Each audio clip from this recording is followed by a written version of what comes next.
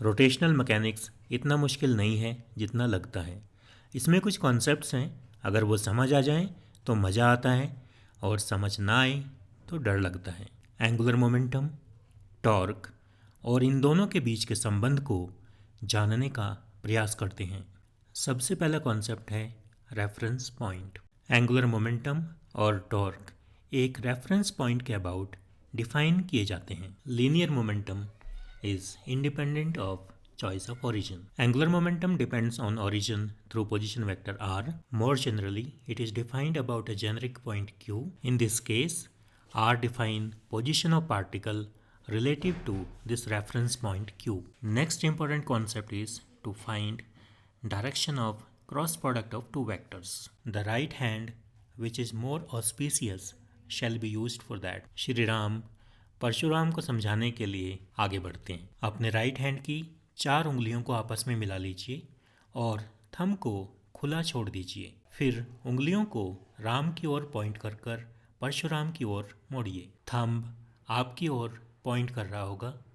This is coming out from the screen. This direction is indicated by a circle with a dot inside. एक बार फिर practice करते हैं।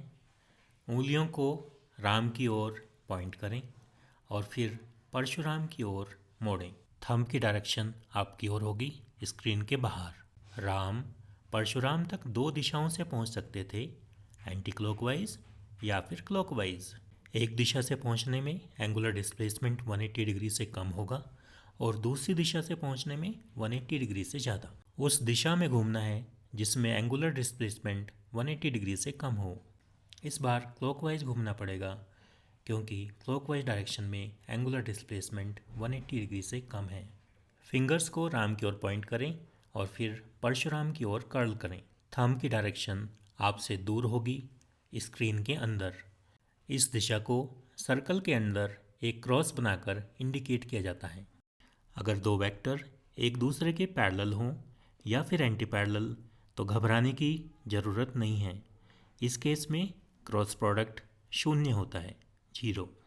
अगर 2 vector की tell किसी कॉमन बिंदु पर नहीं है तो उनमें से एक वेक्टर को ट्रांसलेट कर कर पहले उनकी टेल को आपस में मिलाएं और फिर पहले वेक्टर को दूसरे वेक्टर की ओर कर्ल करें।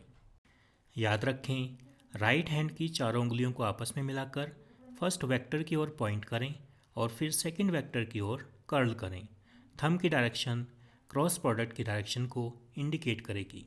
यहाँ पर राम थे पोजीशन वेक्टर r, परशुराम थे मोमेंटम वेक्टर p और क्रॉस प्रोडक्ट था एंगुलर मोमेंटम l। एक जियोस्टेशनरी सैटेलाइट के एंगुलर मोमेंटम को स्टडी करते हैं। जियोस्टेशनरी सैटेलाइट एक सर्कुलर ऑर्बिट में घूमते हैं। सर्कल का centre of mass of the earth पर होता है और सर्कल इक्वेटोरियल प्लेन में लाई करता है। सैटेलाइट उसी दिशा में घूमता है जिस दिशा में अर्थ अपने एक्सिस के अबाउट रोटेट करती है। सैटेलाइट का लीनियर मोमेंटम सर्कल के टेंजेंशियल डायरेक्शन में होता है। जैसे जैसे सैटेलाइट ऑर्बिट में घूमती है, लीनियर मोमेंटम की दिशा भी बदलती रहती है। सैटेलाइट का पोजीशन वेक्टर और लीनियर मोमेंटम दोनों का मैग्नीट्यूड कांस्टेंट होता है, लेकिन दोनों की दिशाएं बदलती रहती हैं। अब r और p का क्रॉस प्रोडक्ट कर कर एंगुलर मोमेंटम की दिशा को पता करें। यह दिशा आपकी ओर होगी, स्क्रीन के बाहर। जैसे जैसे सैटेलाइट अपने ऑर्बिट में घूमता है, r और p दोनों की डायरेक्शन चेंज होती है, लेकिन एंगुलर मोमेंटम की डायरेक्शन फिक्स रहती है। यह हमेशा आपकी ओर है, स्क्रीन के बाहर। अब एंगुलर मोमेंटम का मैग्नीट्यूड पता करते हैं। जियोस्टेशनरी सैटेलाइट अर्थ के सरफेस से 36,000 किलोमीटर्स की हाइट पर होते हैं। अर्थ की रेडियस लगभग 6,000 किलोमीटर है। दोनों को ऐड करने पर ऑर्बिट की रेडियस 42,000 किलोमीटर मिलती है। जियोस्टेशनरी सैटेलाइट का टाइम पीरियड अर्थ के टाइम पीरियड के इक्वल होता है 24 आवर्स। रेडियस और टाइम पीरियड से सैटेलाइट की स्पीड 3053 मीटर पर सेकंड मिलती है। इन जियोस्टेशनरी सैटेलाइट का मास लगभग 4 टन यानी 4000 किलोग्राम होता है। मास और वेलोसिटी को मल्टीप्लाई कर कर लीनियर मोमेंटम मिलता है और रेडियस वेक्टर और लीनियर मोमेंटम के क्रॉस प्रोडक्ट से एंगुलर मोमेंटम मिलता है। ध्यान दें कि रेडियस वेक्टर r और लीनियर मोमेंटम वेक्टर p के बीच का एंगल 90 डिग्री है। इन दोनों के क्रॉस प्रोडक्ट से एंगुलर मोमेंटम की value 5.13 into 10⁻14 kilogram metre square पर सेकेंड आती है। हमने देखा कि जियोस्टेशनरी सैटेलाइट एक सर्कुलर ऑर्बिट में घूमता है, लेकिन इसका एंगुलर मोमेंटम कांस्टेंट रहता है, डायरेक्शन फिक्स होती है और मैग्नीट्यूड कांस्टेंट। एक सैटेलाइट पर अर्थ के सेंटर की ओर ग्रेविटेशनल फोर्स लगता है। Torque on the satellite about centre of the earth is 0 because r and f are anti-parallel to each other. Since torque is 0, hence rate of change of angular momentum is 0. This means angular momentum of the satellite is constant. That is what we got in the first part. Let us see how these satellites are launched into the orbit. The satellite launch vehicle take the satellite to an altitude of something around 200 kilometers and then place them into an elliptical orbit called geosynchronous transfer orbit GTO. In elliptical orbit, the point which is nearest to the earth is called perigee and the point which is farthest away from the earth is called apogee. In this orbit, both magnitude and direction of position vector r as well as linear momentum vector p varies as the satellite moves. But magnitude as well as direction of angular momentum vector remains constant. Let us calculate the angular momentum of satellite in geosynchronous transfer orbit. Let us say perigee point is 200 kilometers above the Earth's surface and the satellite is injected with a tangential velocity of 10,000 meter per second. The angular momentum in this orbit comes out to be 2.48 into 10 to the power 14 kilogram meter square per second. This is almost half of the angular momentum in geostationary orbit. We know gravitational force cannot increase the angular momentum because torque due to gravitational force is 0.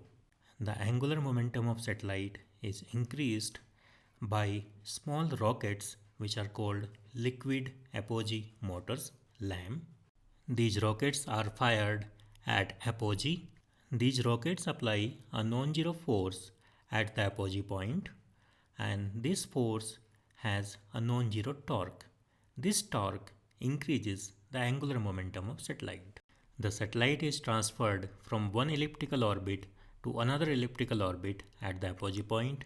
It revolves around the earth and when it comes back to the apogee point again, rockets are fired, angular momentum is increased, orbit is changed, and finally it reaches the geostationary orbit.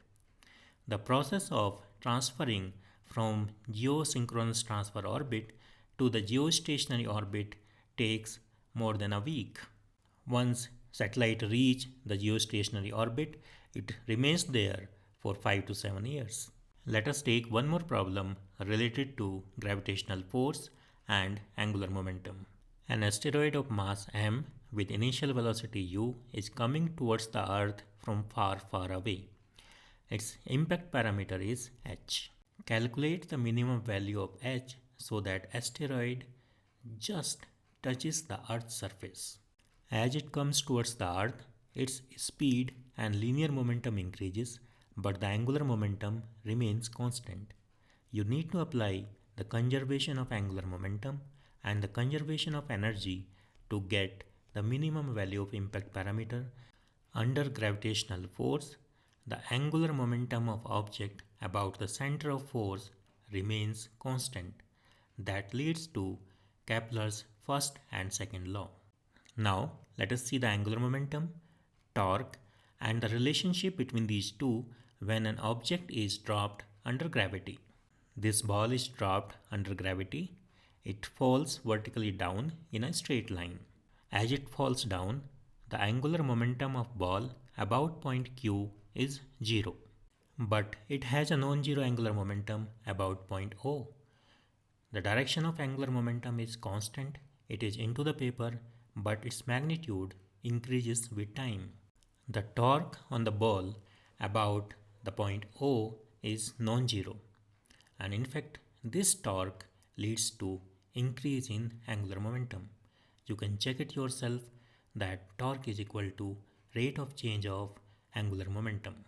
Here is another way to find the angular momentum. Now let us find the angular momentum, torque and the relationship between these two for a projectile.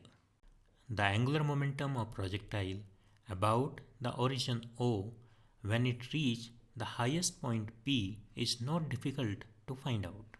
Just write the expression for position vector r and the momentum vector p when the projectile reach the highest point P. The cross product of these two will give the angular momentum about point O. Now let us find the angular momentum about origin at some generic point P after time t. Again, write the expression for position vector r and the linear momentum vector p and do the cross product. The angular momentum is into the paper and its magnitude increases with time. An interesting exercise is to find the torque on the projectile about origin. The direction of torque is constant, it is into the paper and its magnitude increases with time.